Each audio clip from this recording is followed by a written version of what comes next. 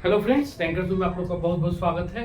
दोस्तों, कल जैसा मैंने चर्चा किया था कि मैं अभी से लेकर लगातार बीपीएससी जब तक 67वीं मेंस है तब तक यथासंभव कोशिश करूंगा कि डेली, लेकिन संभव नहीं हो पाया तो रेगुलर वे में डेली एक क्वेश्चन को लेकर आऊँगा और उसका स्केचिंग कराऊँगा। क्योंकि बहुत सारे बच्चे हैं जो पढ़ते तो हैं लेकिन स्केचिंग नहीं कर पाते हैं या फिर चीज़ों को आसान तरीके से नहीं कर पाते हैं। इसलिए मैंने कल कहा था कि मैं एक क्वेश्चन डेली लेकर आऊँगा।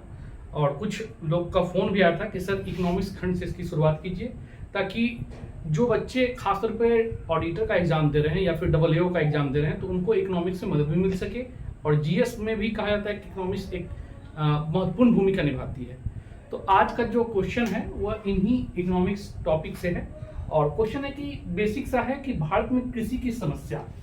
तो ये लगातार देखा जाता है कि कृषि की समस्या पूछा जाता है, और चाहे वो ऑप्शनल सब्जेक्ट हो या फिर जीएस, तो यहाँ से क्वेश्चन रहता ही है। कृषि की समस्याएं और एवं सरकार द्वारा कौन कौन से प्रयास किए जाए। सरकार द्वारा प्रयास, ये क्वेश्चन है टॉपिक। दोस्तों, इसमें सबसे पहले तो आप कोई भी लिखिएगा तो भूमिका लिखिए, और भूमिका में ही से ही स्टार्ट कर दीजिए, खासतौर पे आंकड़ा वगैरह का। क्योंकि कहा जाता है कि भारतीय अर्थव्यवस्था का रीढ़ है कृषि, और इसमें दिखाना होगा आपको कि कृषि में जो कितने % लोग हैं लगे हुए हैं, कितना जॉब दे रहा है। इसके अलावा भारत के जो जीडीपी है उसमें कृषि का कितना योगदान है, रोजगार में कितना योगदान है। तो ये सब आंकड़ों के साथ आपको तथ्य को प्रमाणित करना होगा।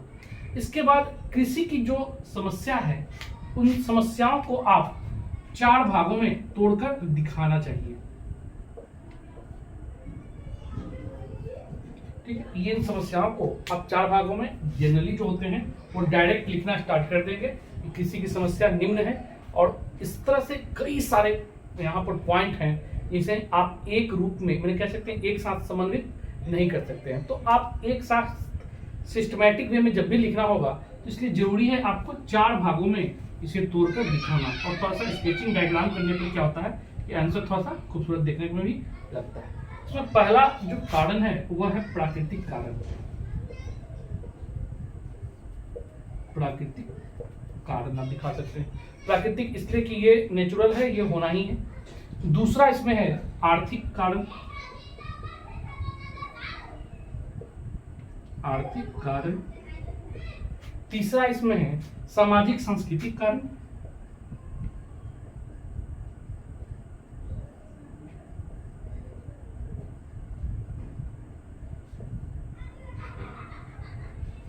और चौथा है प्रशासनिक कारण।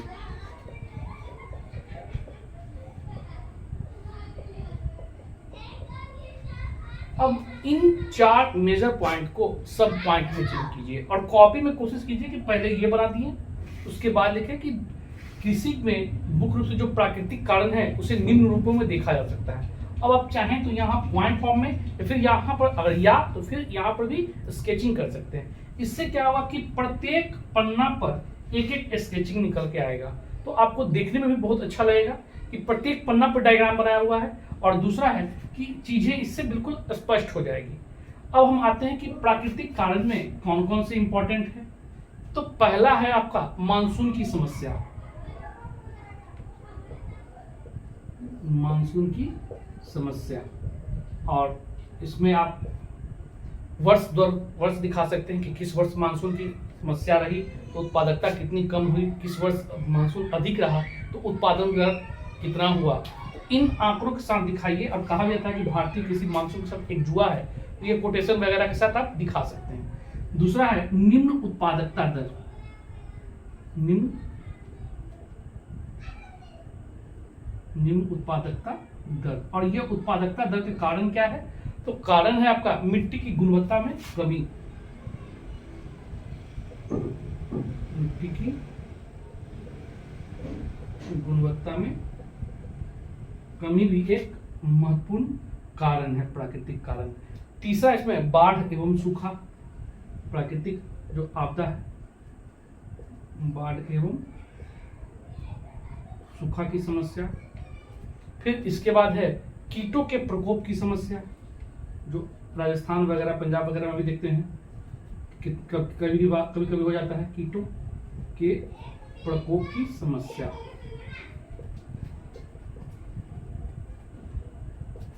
तो ये 4 मेजर प्राकृतिक कारण है। अब आर्थिक कारण में आते हैं। आर्थिक कारण में आप देखिएगा कि पहला है कृषि साख का अभाव।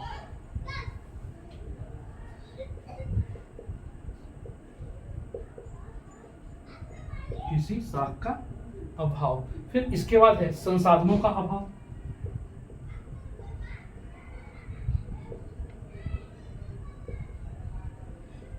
संसाधनों का अभाव। फिर इसके बाद है कृषि मूल्य नीति।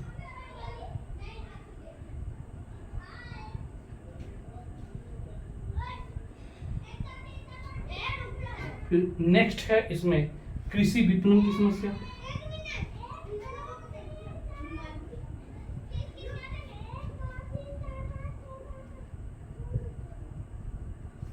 फिर है सब्सिडी वगैरह भी यहाँ पे आप कह सकते हैं, लेकिन आप इसको प्रशासनिक में ज्यादा अच्छा डालिएगा। अब आते हैं सामाजिक और सांस्कृतिक कारण। तो सामाजिक सांस्कृतिक में है अधिक जनसंख्या घनत्व।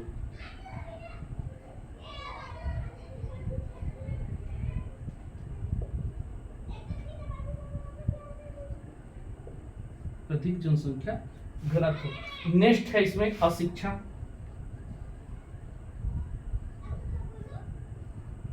अशिक्षा। फिर इसके बाद है भूमि का अलाभकारी वितरण।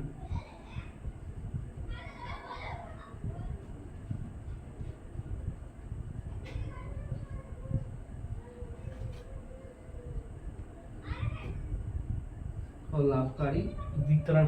और नेक्स्ट है आपका फिर किसानों का भाग्यवादी दृष्टिकोण।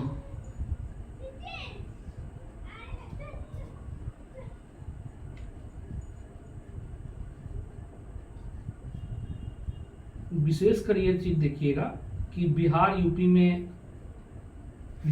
उड़ीसा वगैरह जो मतलब कि पूर्वी भारतीय क्षेत्र हैं, खासतौर पर इन राज्यों में जब पिछड़ा बीमारू राज्य हैं वहां भाग्यवादी दृष्टिकोण कुछ ज्यादा ही देखने को मिलता है।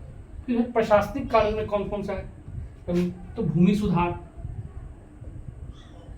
और बिल्कुल ये सारे पॉइंट को आप आंकड़ा से प्रमाणित कीजिए कि कैसे भूमि का मतलब बड़ी संख्या जो कुछ लोगों तक ही सीमित है।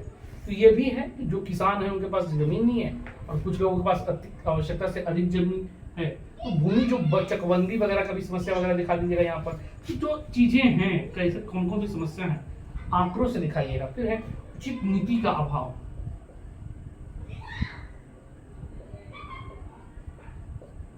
उचित नीति का अभाव।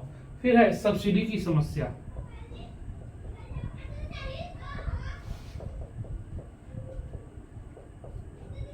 सब्सिडी की समस्या। फिर है न्यूनतम समर्थन मूल्य एमएसपी। तो ये कुछ पॉइंट हैं, ऐसा नहीं कुछ और भी पॉइंट होंगे, बिल्कुल तरीके होगा। तो चीजों को कम से कम आप इतना तरीके से दिखा देते हैं तो एक ये हो जाएगा कि हाँ सब में 4 पॉइंट 5 पॉइंट इस तरह से आप दिखा दीजिए ताकि लोगों को लगे कि हाँ 16 पॉइंट 18 पॉइंट इस प्रकार आया है।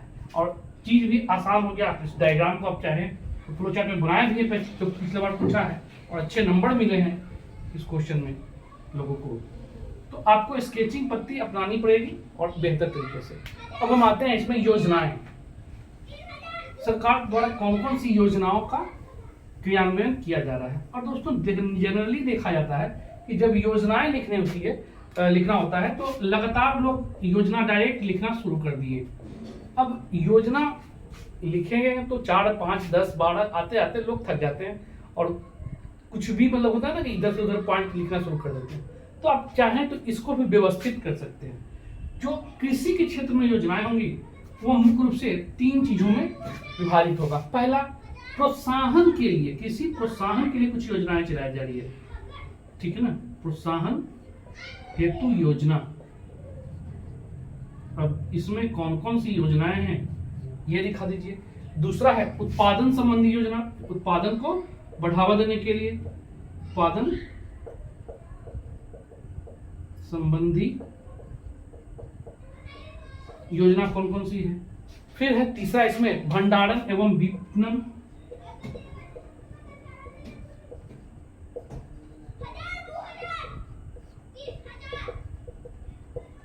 संबंधी कौन कौन सी योजनाएं।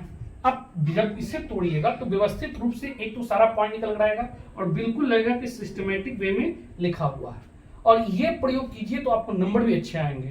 तो इसमें देखिएगा प्रोत्साहन हेतु पहला है पीएम किसान सम्मान निधि योजना। पीएम किसान सम्मान निधि योजना। फिर दूसरा इसमें देखिएगा किसान क्रेडिट योजना।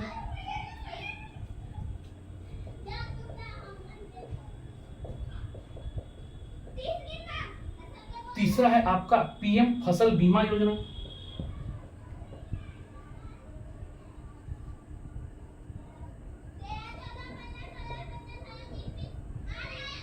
फिर नेक्स्ट है इसमें प्रति 2 वर्ष पर एमएसपी की जो घोषणा की जाती है वो भी प्रोत्साहन के लिए। प्रति 2 वर्ष पर एमएसपी की घोषणा। फिर इसमें है जैविक खेती प्रोत्साहन योजना। जैविक खेती प्रोत्साहन योजना। फिर है राष्ट्रीय खाद्य सुरक्षा योजना। राष्ट्रीय खाद्य सुरक्षा योजना। फिर इसके बाद है किसान सलाहकार योजना।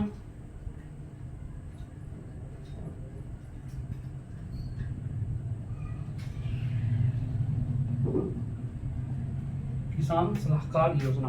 तो ये कुछ इंपॉर्टेंट हैं जो प्रोत्साहन हेतु हैं। फिर उत्पादन संबंधी भी देखिएगा कि कई सारी योजनाएं चलाई गई है, जैसे मृदा स्वास्थ्य योजना।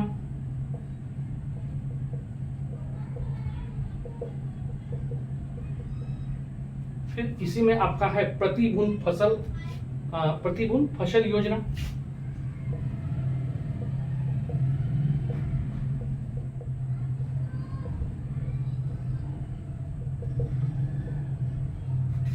इसमें स्प्रिंकल सिंचाई हो चाहे जो बूंद बूंद करके होता है ना, वो पर ड्रॉप मोर क्रॉप्स जो विचारधारा लाया गया था वो सब है।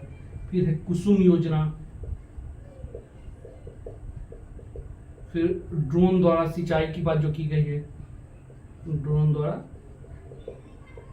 सिंचाई का योजना लाया गया है वो है। फिर इसी में है कृषि रोड मैप।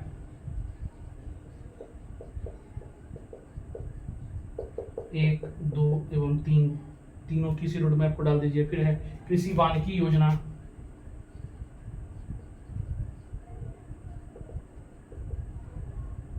फिर इसी में है एकीकृत सिंचाई योजना।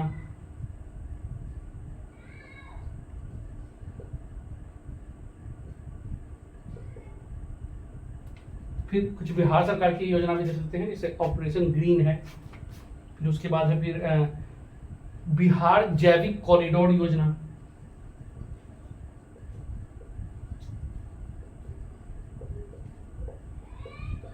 कॉरिडोर योजना। फिर इसके बाद है फिर धान की मिनी किट योजना। मिनी किट योजना। श्री विधि है। फिर है जीरो टिलेज तकनीक।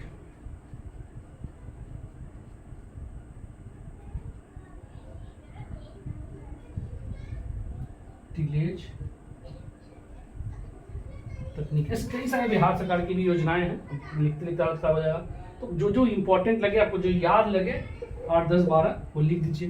फिर भंडारण और विपणन संबंधी, इसमें पहला नाम है ई नाम, जिसे आपका पूरा फुल नाम है इसका राष्ट्रीय कृषि बाजार योजना। राष्ट्रीय कृषि बाजार योजना। फिर इसके बाद है कृषि ऐप। फिर इसी के बाद है आपका बिहार सरकार ई किसान भवन निर्माण।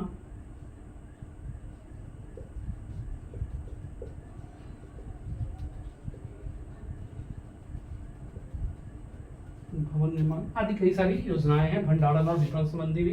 तो आप जब इस प्रकार लिखते हैं और एक एक दो लाइन व्याख्या करते हुए, तो निश्चित तौर पे जो आपके अंक हैं वो अधिक मिलेंगे बनिस्पत ट्रेडिशनल टाइप का जो कहानी नुमा लिख के लोग चले आएंगे। ठीक है, तो ये सब चीजों को आपको थोड़ा करना होगा दोस्तों, ऑप्शनल में भी और जीएस में भी। ये ऐसा टॉपिक है आपकी, अगर ये कर ले जाते हैं तो निश्चित एक प्रश्न कहीं ना कहीं आपको पूछेगा ही पूछेगा। और जब भी कृषि संबंधित हो तो ये सब योजना का भी आप पूछ रखे रहा, ताकि मदद मिल सके। तो ये रहा स्केचिंग, और स्केचिंग में चीजों को रटना भी आसान हो जाता है। याद रखना है कि चार चार पॉइंट था चारों कारण में। अब 4 कारण कौन कौन से हैं, तो 16 पॉइंट आपको याद रहता है। तो इन सब चीज से आसानी तरीके से आप कर ले जाएंगे। तो ऐसे ही लगभग आप लोग को कभी चाहें तो एक आध क्वेश्चन लिख सकते हैं कि हाँ ये क्वेश्चन पर दे सर स्केचिंग डायग्राम करवा दीजिए, तो हम करवा देंगे। ऐसा तो हम अपने तरीके से लेकर आएंगे ही। तो ठीक है दोस्तों, फिर कल मिलते हैं कुछ नया क्वेश्चन के साथ, नए स्केचिंग के साथ। Okay, thank you.